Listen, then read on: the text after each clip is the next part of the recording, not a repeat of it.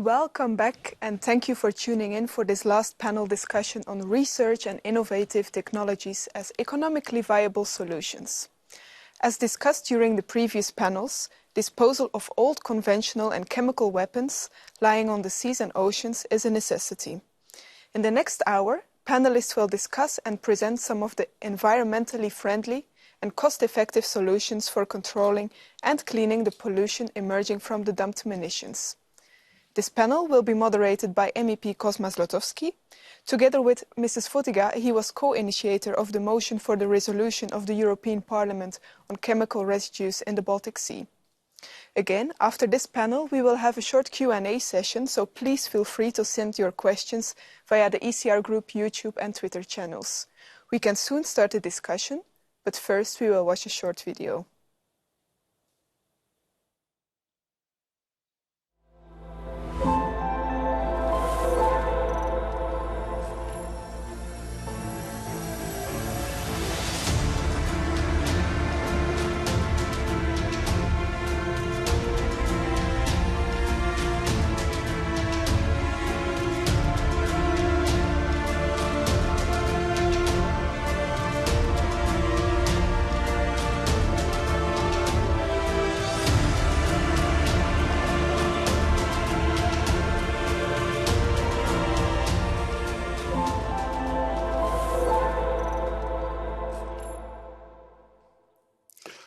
Warm welcome to our public, warm welcome to our panelists.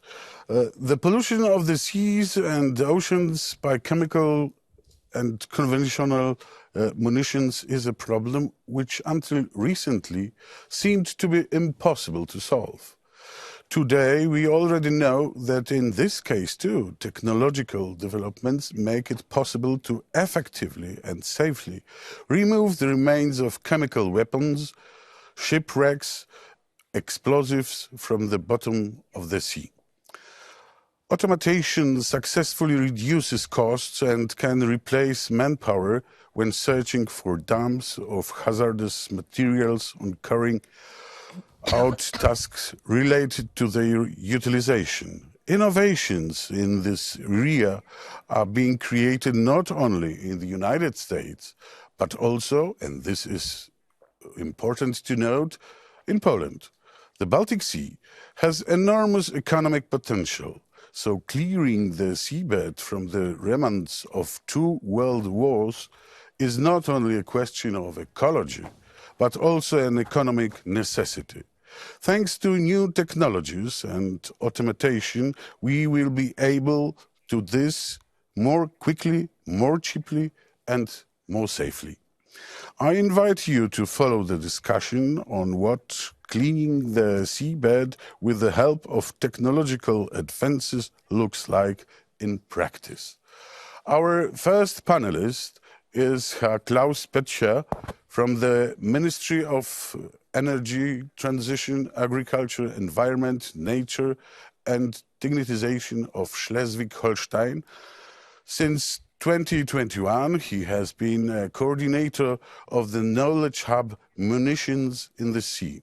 Earlier, worked as a state officer for crisis communication regarding underwater munitions in the Office of Disaster Management and Ministry of Interior, as well as Managing Director of the German Program on Underwater Munitions.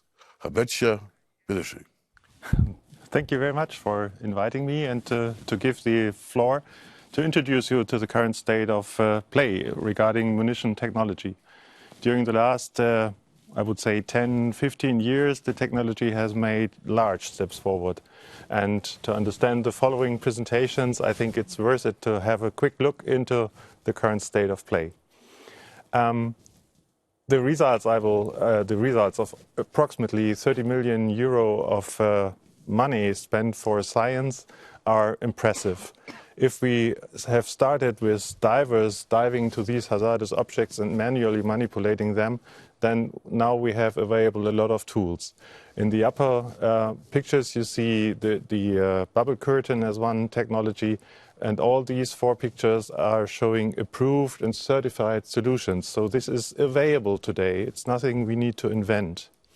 And also for solutions of questions that are directly in front of us, we have concepts and prototypes. For example, to handle dangerous objects underwater, or to finally destroy the toxic chemicals in the munition objects. And as a quick example, all these technology comes from northern Germany, but that's not representative for whole Europe. That's the reason why we built this knowledge hub with JPI Oceans, to share what's available and to explain the technology, and to understand that there's actually no real obstruction to go further into remediation projects. 10 years ago, my employer invented this bubble curtain technology to mitigate underwater blast energy. Later on, these adapted remotely operated vehicles were introduced into the scene, and now we are always with autonomous underwater vehicles to do a lot of different tasks regarding underwater munitions. Very recently, the multi-tools have proved to be a very successful step forward. These multi-tools are usually deployed by large excavators on floating barges, and they are able to replace the diver who has had extraordinary dangerous work on the object, especially in the current of the tidal influence. So that's another huge step forward. Multi-tools and crawler concepts are the current state of play, I would say. There is a little bit of further improvement possible, but they are handy and they are useful. Very recently, this crawler in the upper left proved to be able to recover German moored mines that have been dumped in German territorial waters, like you see them in the net on the right side. And that net also has a wonderful example, because with this net, the recovered mine objects were lifted from the seabed safely to the surface. Everything is deployed on these barges, and the barge is also the idea of nearshore platforms for in situ thermal destruction of high explosive chemicals, very recently introduced, and of course a concept. This is the next step we need to go, because now it's the bottleneck of remediation. We cannot get rid of these toxic and cancerogenic chemicals after having taken them from the seabed, because the capacity in Germany is too low. The idea is to cut it in pieces directly on the sea and to incinerate or in a combustion chamber. And handling large objects with dangerous content is the idea of this scientific or technology result of ROBEM. That box is able to safely remove detonators from large underwater munitions, but it's still a concept, so there we need to do a lot more. And to achieve all these different ideas, Germany has started to work in a German program since 2011. Multi-processes, but one objective: getting rid of munitions on the seabed. Thank you. Thank you very much. Well, and our next panelist is Mr. Charles Diggs. He has been involved in the demilitarization industry since 2003. Currently, as a Chief Executive Officer of Dynasafe, he has been a crucial role in multiple chemical and conventional demilitarization missions. Earlier, he worked for 11 years for the Anniston Chemical Weapons Disposal Facility. Mr. Diggs, you have the floor.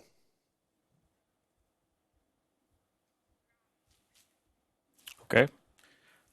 Is there a video? Dynasafe is an innovative technology company leading the world in design and manufacture of demilitarization facilities and explosive containment systems. Over the past 30 years, Dynasafe has positioned itself as the frontrunner for emerging demilitarization machinery. Since its founding 30 years ago, Dynasafe has produced over 350 explosive containment chambers for military, police, and public safety industries. Our demilitarization solutions have been selected for over 40 munitions destruction projects around the world. Limited manual interaction provides top-tier safety for operators, while processes are remotely controlled and monitored via CCTV from an outside control room. Dynasafe's static detonation chambers, also known as SDCs, use indirect heat at a temperature above the auto-ignition point of all known explosives and chemical agents to completely destroy munitions, resulting in explosive-free scrap metal safe for recycling. Dynasafe's first big undertaking in the demilitarization industry was the delivery and commissioning of an SDC 1200 to Spain in 1997. Millions of detonators, AP mines, fuses, detonating cords, explosives, propellants, and other explosive materials were destroyed in this unit. The SDC in Spain is still in full 24/7 operations today. In 2006, Dynasafe made its first chemical demilitarization plant for Gecke, Germany. A large SDC 2000 was built along with an off-gas treatment system, also known as an OGT. The facility was used for the destruction of old chemical weapons, particularly from World War I and World War II. In 2010, Dynasafe entered the United States chemical demilitarization market with the installation and commissioning of one SDC 1200 and an OGT system for the processing of mustard gas shells. The plant in Anniston, Alabama, is still running today as a supplemental system to drive the U.S. chemical weapons disposal program to completion by 2023. Additional SDCs are also being used at the Pueblo Chemical Agent Destruction Pilot Plant and the Bluegrass Chemical Agent Pilot Plant. In 2011, Dynasafe began a project providing an SDC 1200 to be placed at a site at Haeberling, China. The Dynasafe mission was to process a large number of chemical weapons, many of which contained arsenic, abandoned at the end of World War II. The SDC was delivered in 2013, and construction was completed the following year. The destruction operation began in December of 2014 and continues today. In 2014, Dynasafe assisted in the destruction of lethal chemical weapons in Libya, utilizing a highly mobile, self-contained SDC 1000. The toxic arms included artillery shells, aerial bombs, and bulk items.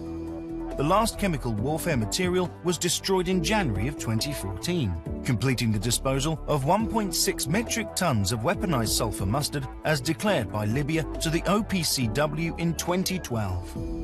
In 2015, the Belgian Ministry of Defense entrusted Dynasafe with a turnkey project for a complete chemical demilitarization installation. An SDC 1200 and OGT system provided a complete and flexible solution for the destruction of recovered chemical warfare material.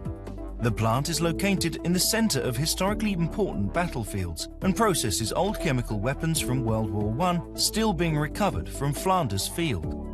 After years of technological innovations, Dynasafe continues to grow its offerings, providing more versatility and usability to clients. A new SDC 2000 is currently being assembled for the chemical demilitarization mission in Bluegrass, Kentucky, USA, for the eventual destruction of leaking nerve agent-filled projectiles. This advanced system is a result of many years continuously developing Dynasafe SDC technology. Dynasafe's wet and dry OGT systems are used to filter out contaminants from waste gases resulting from the munitions destruction process. Each system is tailor-made with the components chosen to filter specific chemicals out of the downstream off-gases to meet state regulations. The OGT systems are proven technology, and their setup consists of various transportable modules and racks which allow for easy installation. Dynasafe's OGT systems have been used in both chemical and conventional munitions destruction plants over the last 20 years. Our extensive demilitarization toolkit contains additional components such as sawing equipment, ring cutters, defusing systems, metal parts furnaces, melt-out systems, and tunnel furnaces, allowing us to provide solutions to your weapons disposal mission, whether simple or complex. Dynasafe has the right people and the right tools, from pre-processing to complete solutions to get the job done in a safe and environmentally friendly manner. As the leading demilitarization company in the world, Dynasafe continues to identify problems and search for solutions in support of our mission to make the world a safer place. So earlier we heard from a scientist, academia, and policymakers, and now Dynasafe is proud to represent the industry. The video was there to highlight some of our chemical weapon destruction programs that we've done in the past. Not to say that the conventional side is not just as important, and we've done plenty of those. We've dealt with many challenges of destroying munitions, both on the chemical and conventional side. We have over 30 years of experience in doing so and building products to destroy those weapons.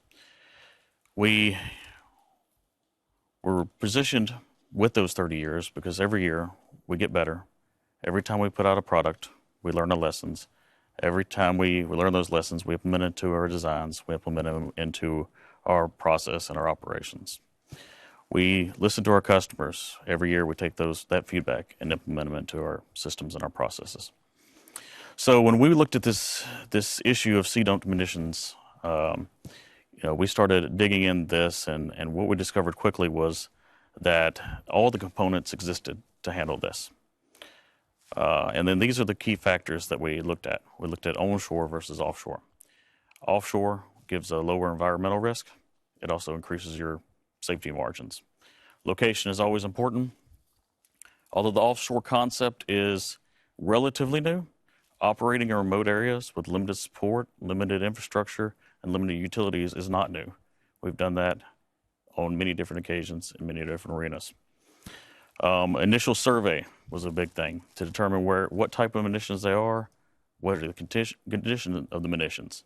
But that's something else on every recovery munition destruction you have, whether it be buried in the ground, whether it be or in the water. You have to look for fused, unfused condition of the munition, and all of that goes into the selection criteria of the technology. You have to look at the location of the site, how that's going to impact things, the platforms you need, the number of shifts, the number of people, the equipment. Some of the munitions will need pre-processing. Not all will fit directly into a destruction device.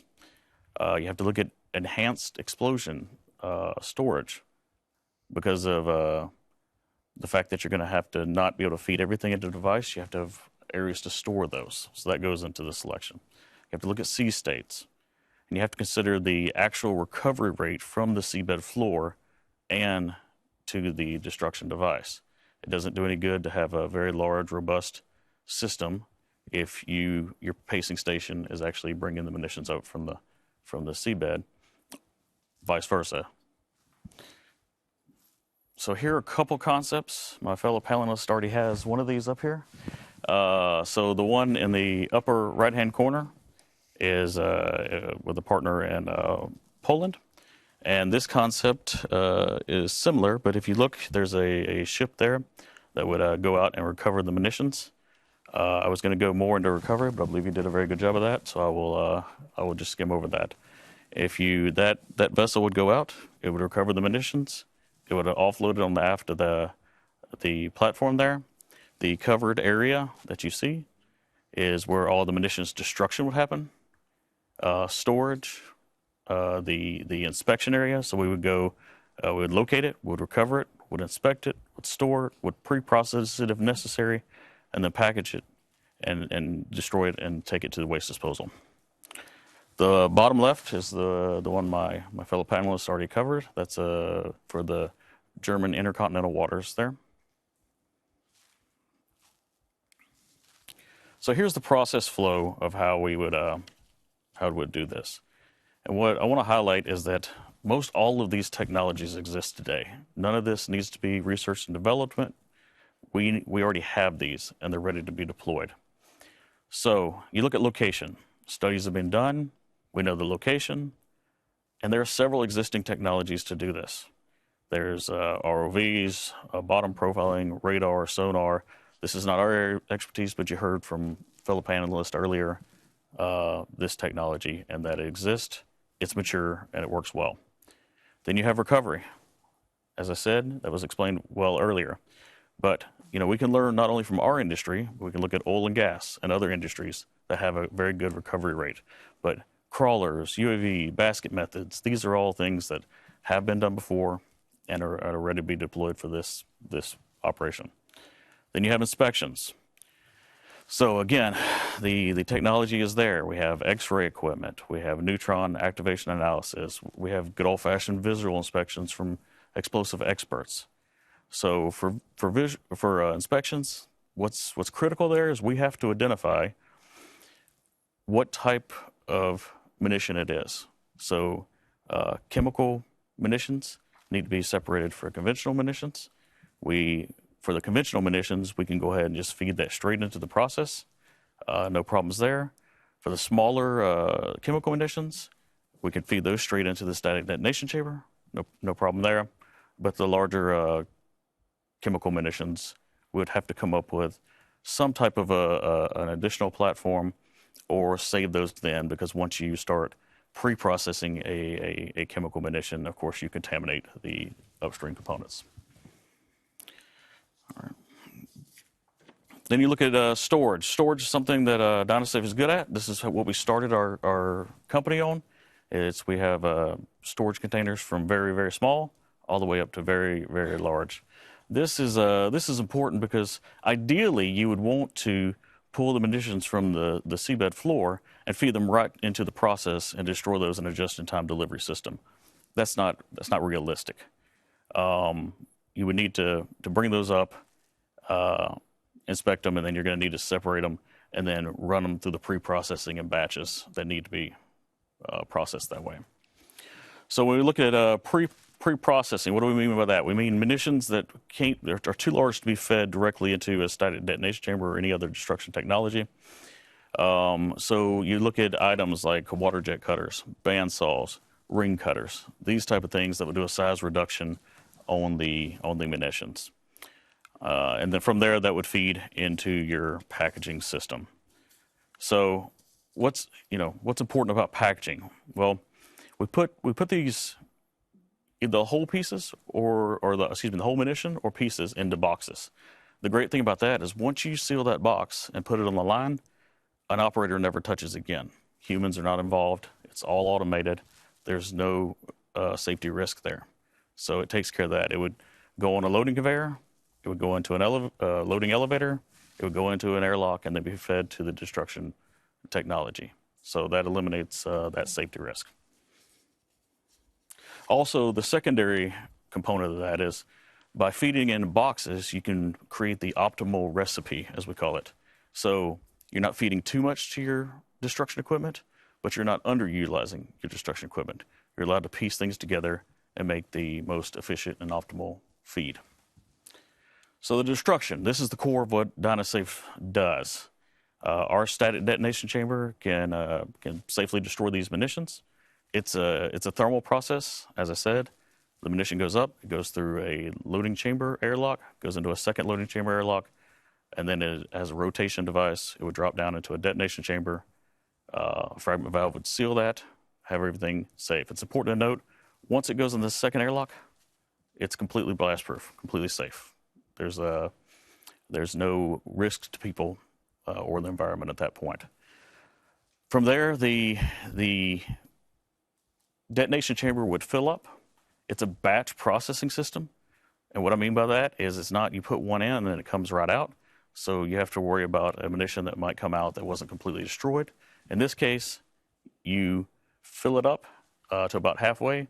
You keep it in there. It may be in there for many hours, even days. And once that happens, you would dump it out. But you have plenty of checks, plenty of clean burning time, plenty of opportunities to make sure ammunition is completely destroyed and a live munition will never come out.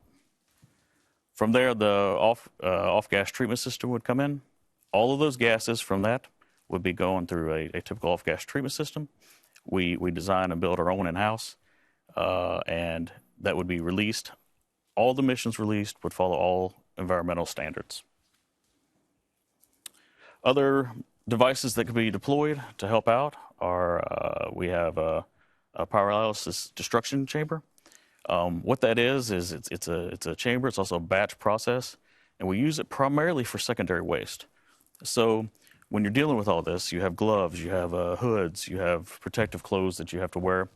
In the old days, we would put that in drums and ship it off to a hazardous waste facility. Now we have the ability to destroy that in our system very cost effectively, so no waste is being shipped off site. There's other technologies that can be used: metal parts furnace for large items, rotary kilns if you had contaminated sludge or contaminated soil. That would be a good thing to look at. But the message here is all of those exist. All of them are proven, and all of them have been around for many years. Then you look at the waste disposal side of this. The great thing about this is our off-gas treatment systems are completely waste route free, so you're not shipping off any hazardous or non-hazardous waste there. The only thing you have is a little bit of salt. And then the metal that comes out from the munition bodies would go out just as normal scrap. So a lot of research has been done over the past decade. Dynasafe believes that all the tools are in place. All we have to do now is put those tools together, put them in place. The process from location to final destruction is feasible, it's efficient, it's environmentally safe, and it meets the expectations. This is just like the ambassador said in the last panel, the time to get started is now. This is our mission, and with all of us working together, we can safely clean up the seas and make the world a safer place. Thank you. Thank you, Mr. Diggs.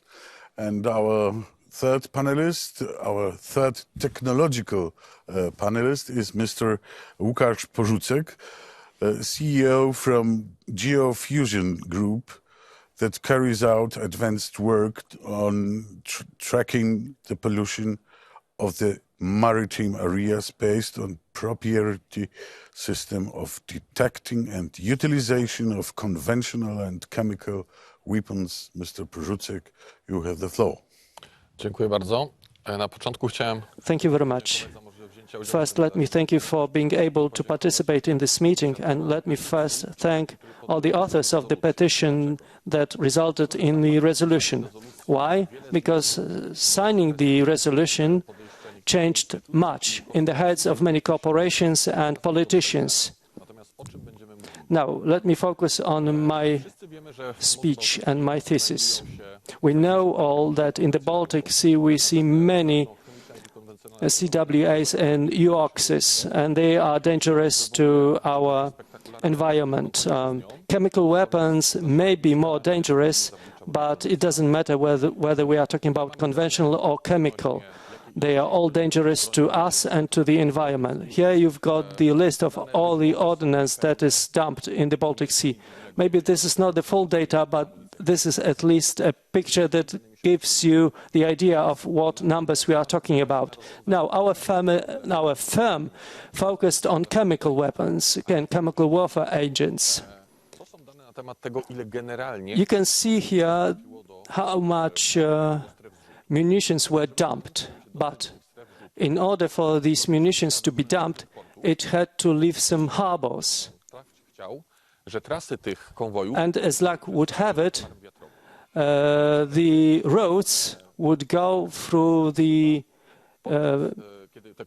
routes where today we have wind farms. So the moment a given ship would leave the harbor, they would start dumping munitions along the route.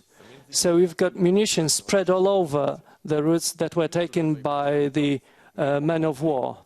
The film that you can see here does not come from the Baltic Sea area because we did not document this, but this gives you the idea of the way of how the munitions were dumped to the sea. So this is the parallel procedure that was used in the Baltic Sea. Now, considering the drift, many of the munitions were dumped along the route. The drift moved all these munitions and spread it all across the Baltic Sea. So basically, you get chemical weapons spread all over. You cannot tell how much chemical weapon is stored in a given official dumping site because these boxes can be spread all over the route. We talked about this with our experts, with academics, and we are talking about hundreds of thousands of tons that are spread along the routes where wind farms will be built. Now, while we focused on solving only part of the solution, when we are talking about dumping sites, we have to be very responsible and we have to take proper actions. Just like my colleague from Dynasafe said, the technology is there. We are ready to utilize and demilitarize UOXs and CWAs. Now, when we are talking about wind farms, we are talking about munitions being spread all over the area. In order to carry out a given investment, a wind farm, we all need green energy. So we have to clear a given area. And if we are talking about green investment, we cannot cause the environmental catastrophe by trying to introduce a wind farm, because this can be detrimental. And we have to change the mindset of some of the actors and stakeholders. Some stakeholders in the risk analysis didn't consider the fact that the conventional or chemical munitions can be spread along the area where the wind farm will be built. And this is where we come. We assist, for example, companies like Orlen. Orlen is behaving very responsibly, and they carry out risk assessments in order to know how much it will cost to build a given wind farm. So what do we do as a company? We carry out the end-to-end procedure of analysis. We identify unexploded munitions, and we set up our own system for demilitarizing and destroying unexploded munitions. We created a special robot that can approach a given area and take samples without instigating the explosion. Moreover, together with the Naval Academy in Warsaw, we established and created special containers that carry all these dumped munitions to the dumping site, from the dumping site to the platform where we neutralize and demilitarize unexploded munitions. We also use X-ray, chromatography, we use water jet cutters. The system itself is not very efficient. Why? And this is the reason why we only solved part of the problem. We only focused on investment areas, because this is something that is right in front of us. We cannot say that this is future in 5 or 6 years, so we have to act now. We have to put forward solutions that have to work today, and these solutions have to be economically viable. So costs come into play. If the investor is put forward with an idea that goes over his budget, he will not do it. So our task is to propose an affordable solution. So we are, first of all, to carry out a full analysis, but unfortunately, not the whole munition can be detected. Why? Because some of the munition that was dumped, for example, barrels or bombs, the shells corroded, and it is impossible to detect it. So our system and its concept is based on the following procedure. We establish a set of floating units of ships or floating platforms that are at the ready, and once we identify a dumped munition thanks to a sonar or sampling, we can intervene immediately. These ships or platforms will be at the ready 24/7, and they will be moved to a given area. They will decomminate and demilitarize a given dumped munition. We use, for example, plasma cutters or vaporization systems, but the efficiency of the system is maximum 100 kilograms per day. So its output is limited. What also we had to make sure is that this system is small. Our system is really miniaturized. It requires only 30 meters. It can be logged on board the ship. So we are talking about economies of space. So this is something that is doable on board of many ships. It can also be loaded into containers, marine containers that can be moved to a given ship.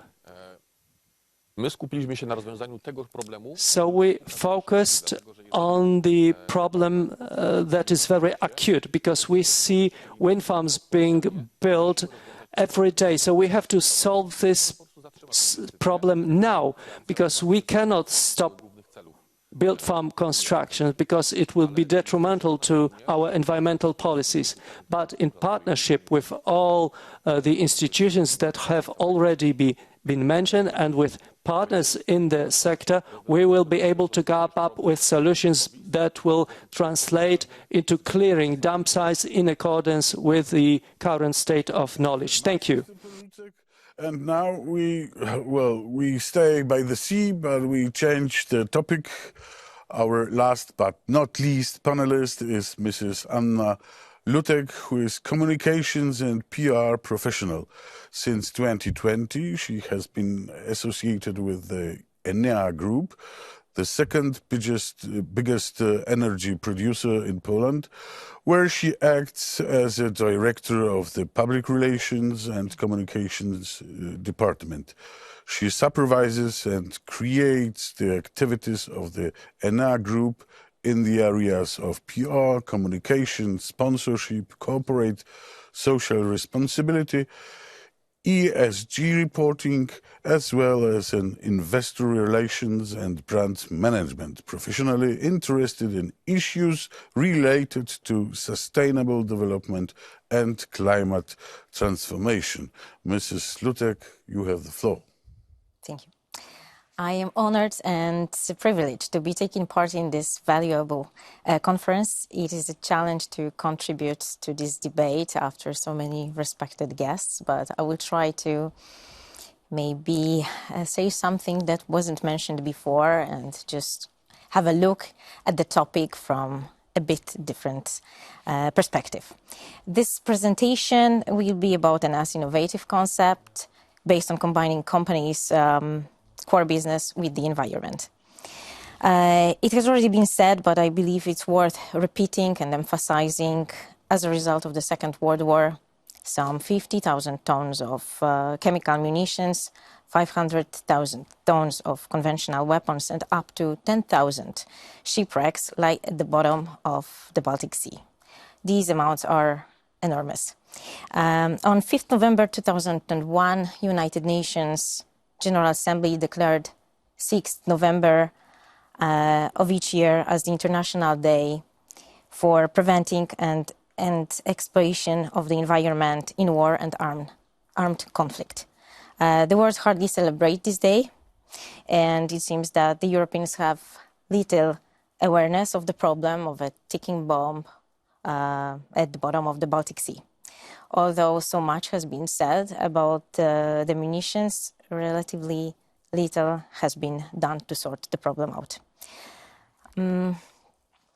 This slide shows a number of headlines of many Polish popular websites discussing the problem of the Baltic Sea and the actually chemical bomb that is lying on the bottom.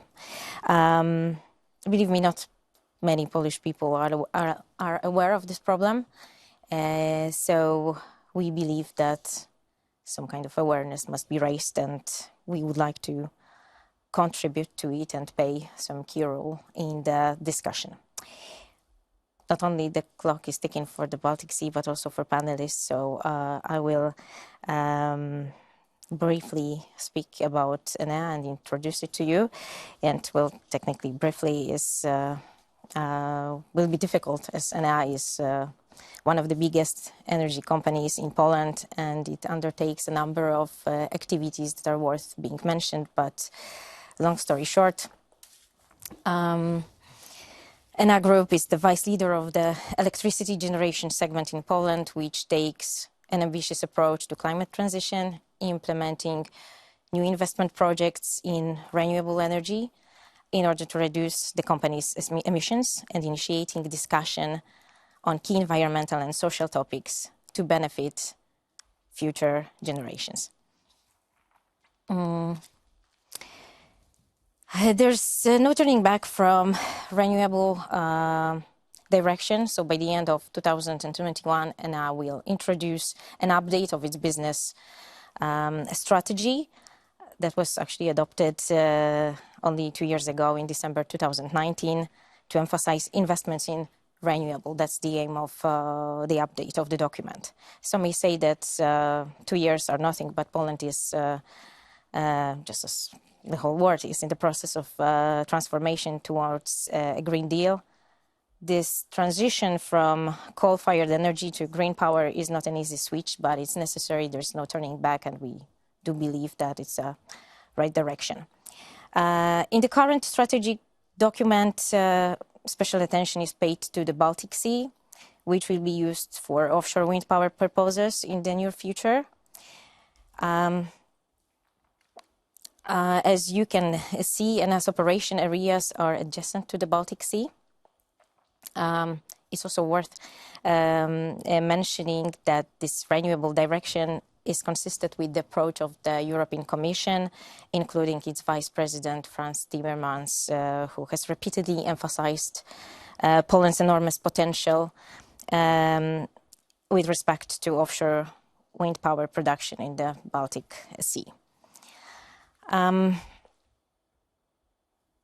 Speaking of renewables in ECR Group portfolio, there have already been solar farms and onshore wind energy investments. We test different technologies on energy storage system to adopt those of them that guarantee the stability of the power system.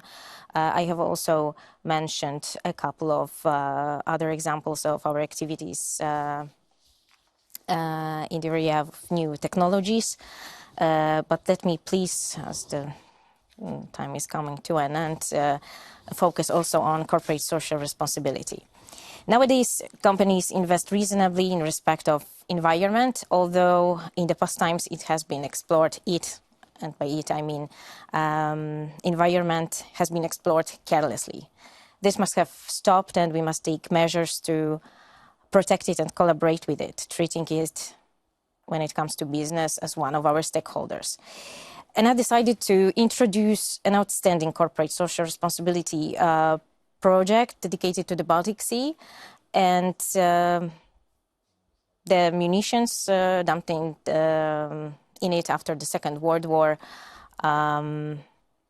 are going to play a key role in one of our CSR projects. Let me also talk briefly about what corporate social responsibility is, which I was asked for.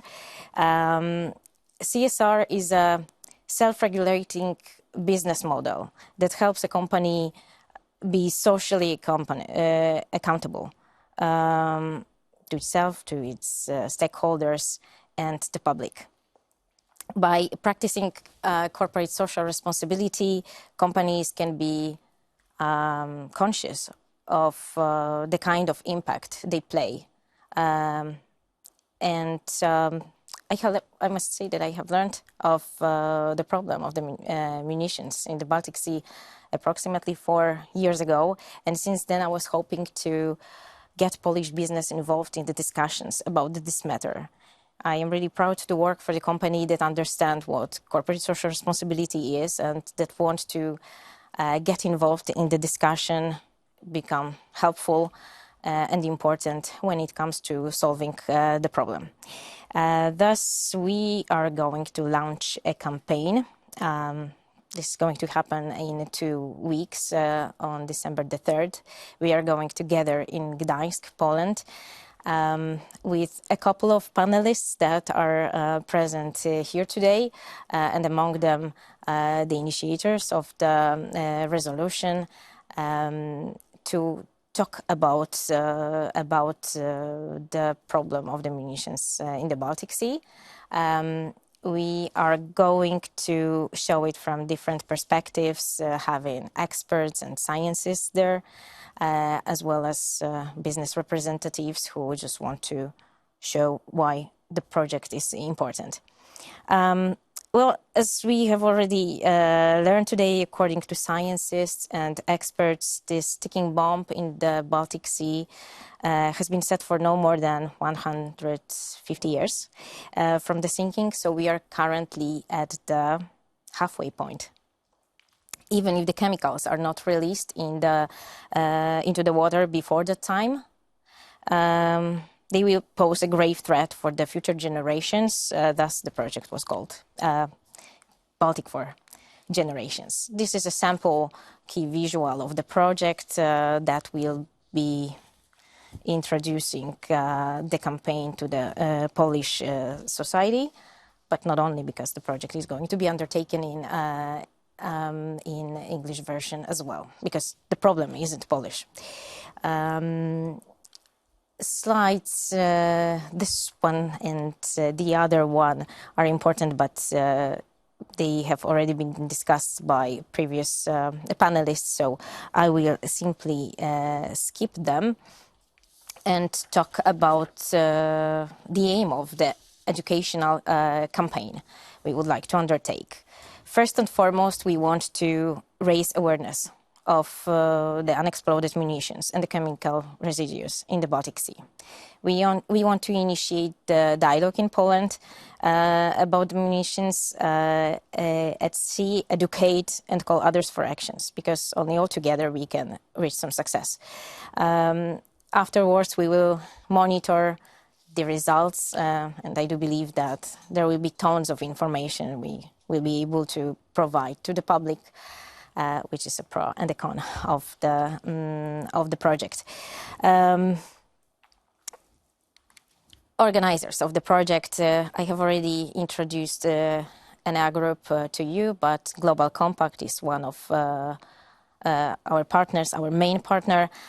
Right now you can imagine how complex this occurrence is. So obviously, not just by itself wouldn't be able to speak loudly and raise that awareness in the society. So we decided to ask United Nations Global Compact to be our partner in the project. We are very happy to announce that this cooperation that will be launched on December the 3rd will take action, and I guess that there's a big chance for success. Well, it is also worth mentioning that among the project partners, we've got HELCOM, we've got Mare Foundation, we've got Institute of Oceanology of the Polish Academy of Science, we've got University of Szczecin and many other. And frankly speaking, during this conference, so many organizations have already asked us for the possibility to cooperate with us. So I do hope that this might be a reason to believe that we will become successful. So I do hope that this is a good summary of the business panel, CSR projects of big companies such as ECR Group are going to be probably very important in discussions about the Baltic Sea. I wish success to all of the panelists who try to play some role in this endeavor. Once again, thank you, Mr. Kosma Złotowski, Ms. Anna Fotega, for the resolution that is a good start for not only discussions, but actually actions. I do believe there's going to be many more of them in the future. Thank you. Thank you, Mrs. Lutec. And now there is a time for question and answer session. Please. Yes, thank you very much, panelists. Thank you, Mr. Zlotowski, for focusing on environmentally friendly and cost-effective solutions for this prominent issue. For this panel again, several questions were asked by our audience. The questions are: what motive is there for the private sector to contribute to the clearing of munitions at the bottom of the sea? Is the business sector willing to contribute financial resources into this project of clearing the munitions in the sea? And the last question is, are there any differences in the process of disposal of chemical munitions which were kept on the ground and the ones which were pulled out from the seabed? How does the process differ in terms of costs and technical conditions? Mr. Zlotowski, the floor is back to you. Well, I think it's more dangerous to find the weapons in the sea, isn't it? Yeah. Exactly. Do you want to answer this question and to describe the problem? I can, maybe. Przede wszystkim, jeżeli mówimy o amunicji zatopionej w morzu, when we talk about munition dumped at sea, and then when we discuss the costs, then we can say that the chemicals might be much more easily spread in the sea. Now, when we talk about excavation at sea, obviously such operations are much more costly than land operations. It is also due to the weather. Depending on the season, one day to be able to excavate at sea may be accompanied by several days of a waiting period for good weather conditions. Obviously, we can develop technologies, but obviously such companies as mine or Dynasafe do it in order to change the world, to make it a safer place to live. Obviously, we can work in a business which not only generates revenues, but also impacts the public, the society. We strive to do it as cost effectively as possible, obviously, because if the investor gets a project which is beyond their budget, they will not want to carry it out. So it's not only about cheaper labor, but also cheaper services. For example, my company was subsidized in order to prepare a system, and thanks to these subsidies, we can now do certain things much cheaper than a decade ago. So obviously we need to invest in science, because if we do it, then the solutions are much more affordable. Thank you. So I would just follow on with the, why do we do what we do? It's because this is what we're passionate about. This is what we care about. We have a dedicated group of employees and partners, partners on the industrial side, partners on the political side, and we've dedicated our lives to destroying harmful weapons, mitigating explosive hazards, protecting people. We don't make weapons. We only destroy weapons. That's what we do. That's our mission in our company. And that's what every one of our employees comes to work every day to do. So if it comes to funding, then it's quite obvious that the funding to drive these operations must come from public sources. And there might be a contribution like these before introduced ideas of supporting the political process towards this. And of course, we could think about having funds where also the private sector contributes certain amounts of money that were gained by producing weapons. But I think that's not really realistic. The interesting part is to really force or ensure further technical development to decline costs and to really go into a process of lessons learned to decline costs per ton per unit. And as we start with the remediation processes, we will learn that remediation of dump sites is totally different from the response on hazardous objects that are found, for example, in the cable route for an offshore wind farm. Sometimes people are starting to calculate the costs from one airborne sea mine to the 1.6 million tons that supposedly were dumped in German territorial waters alone. But that number doesn't make any sense. That's ridiculous.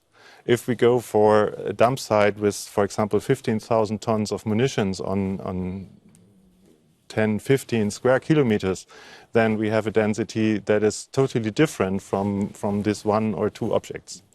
And then the water conditions are so different. If we go for the wind farms to the North Sea, then we have tidal influence, we have strong currents, we have small diving windows. And if we go for dump sites that are proven, where we have evidence that the chemical are released into the water, it's not something that happens in the future. That's the main difference if we look at the last 10 years of science. Now we have the evidence. The objects are leaking, and we found traces of munitions wherever we take samples. Over 1,500 samples along the German sea coast, and not a single one without traces. Not in the amount that we need to take action immediately, but to take evidence that these chemicals will have an influence on the marine ecosystem. And now we can start to remediate. And then we have 20, 40 years of time. That makes a large difference to the economic proposition. If we would last for another 20 years, we lower this time frame, and we have only 20 years, but the same amount of money. So the budget per annual must be double high. So for politicians, I think it's really interesting about thinking to start now with an affordable amount of money, lessons learned processes, and just to invent this remediation phase for the future of the Baltic Sea. Please let me refer to this part about financing the project.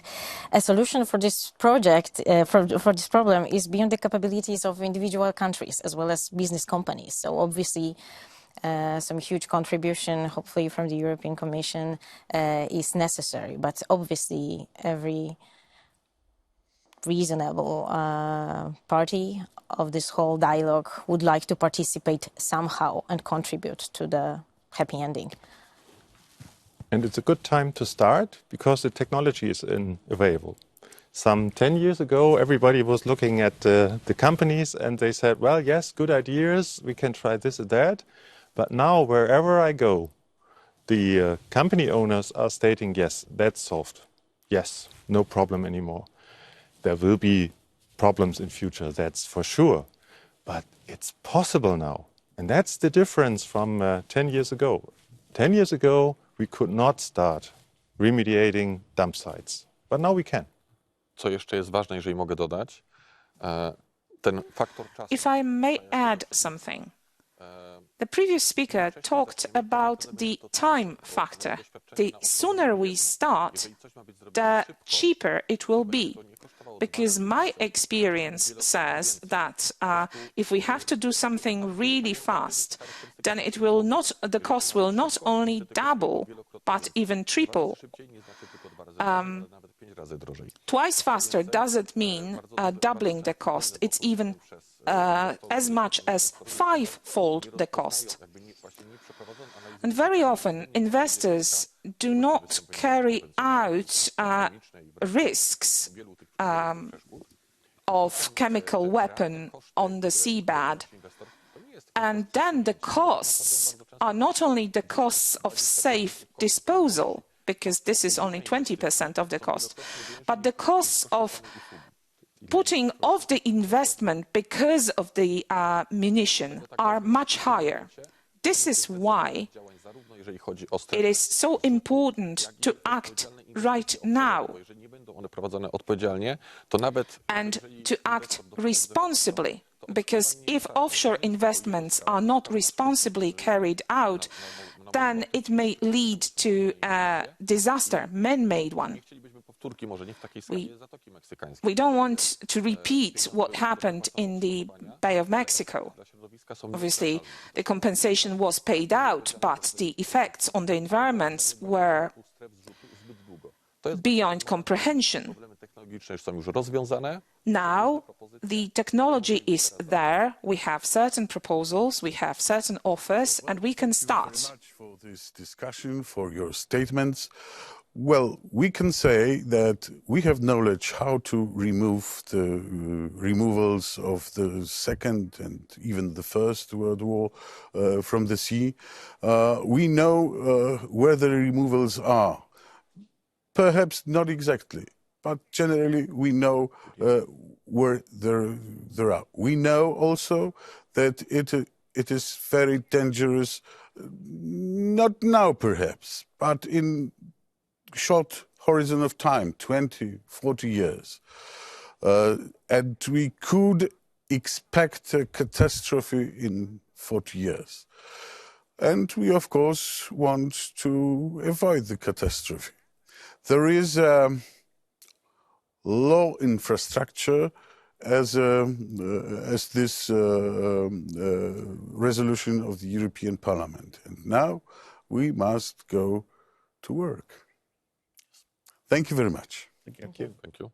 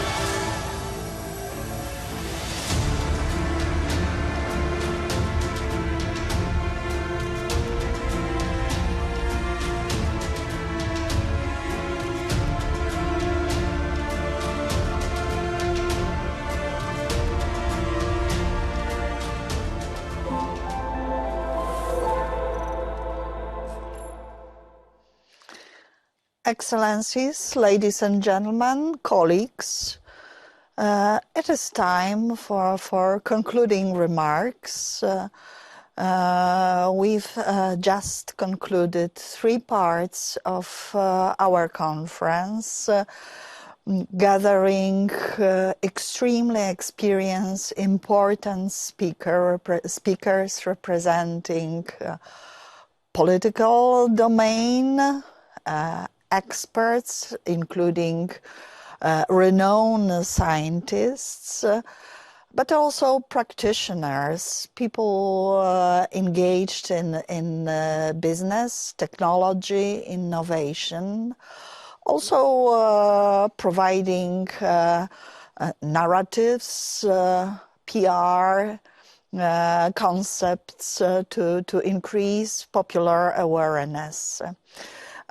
We are extremely grateful for this. I would like to thank both our keynote speakers, His Excellency Virginijus Sinkevicius, the EU Commissioner for Environment, Seas and Fisheries, His Excellency Deputy Prime Minister of the Republic of Poland, also in the same time Minister for State Assets, Jacek Sasin. I would like to thank all distinguished panelists for their valuable contribution to this conference. I hope that following appeals by Ambassador both ambassadors actually present in the second panel, as well as distinguished scientists, professors, in particular Professor Jacek Bełdowski. We would like to see actions. There were declarations from the side of the Commission, and surely we, members of the European Parliament, not only three of us host of this conference on behalf of the ECR Group, but I think that much larger group of MEPs, we are willing to stay in touch with the Commission to participate, as we started to do during the first colloquium organized by the Commission back in 2019. Also, towards the end of this legislature, we are going to see practical effects of our activity. It is time to take steps. We are aware of complexity of this problem.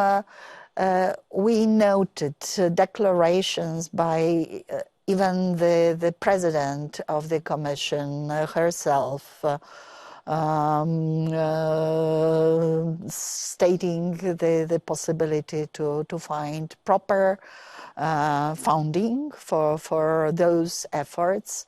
So we hope to raise awareness not only among general public, but in particular within the EU, within the EU member states, institutions, but also in other organizations that we need for really broad approach and general cooperation. Cosma, floor is yours. Thank you very much. Well, economy, science, politics, we must unite those three parts to achieve the simple purpose, which is to avoid a real catastrophe. But we all should remember that the entrepreneurs act because they want to not only to change the world, as you have said, but also to earn money. And we know that scientists act because they want to understand the environment. And we know that entrepreneurs do the job if they have financial means. But if you want to say it quite straightly, it's money. And we need money from the European Commission. And, well, the politicians act if they are stressed. So stress the politicians, stress the European Commission. Thank you very much. Oh, thank you. Actually, sometimes we also take initiative. And without this, it would have been very difficult to move things forward. So see you during next conference. Thank you.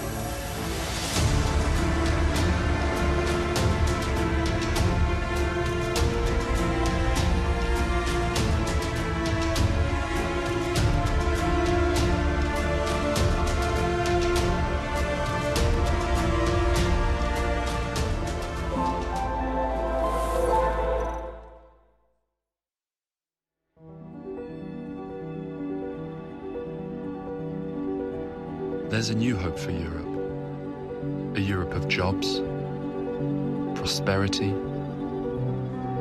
and recovery. A Europe that safeguards its